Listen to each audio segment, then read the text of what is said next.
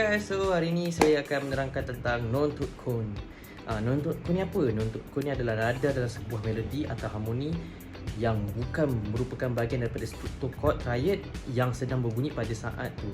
So, jenis non-tooth cone apa yang saya akan terangkan pada hari ini? So, saya akan terangkan pasal appoggiatura.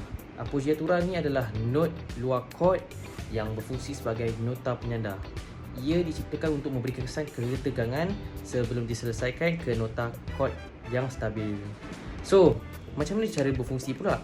So, formula yang saya gunakan adalah lompat dan langkah. So, dia ada dua pergerakan utama. So, first, lompatan. Melodi melompat jauh ke satu note yang bukan ahli chord.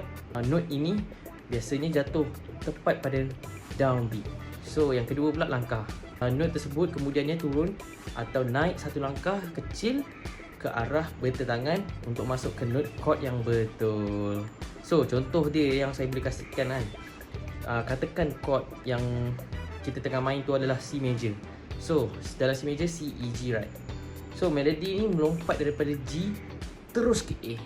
So, sebab A ni kan dia bukan dalam chord C major, right?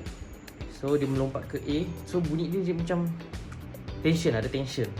So, serta-merta note A tu turun satu langkah ke G. So, dia kembali stable.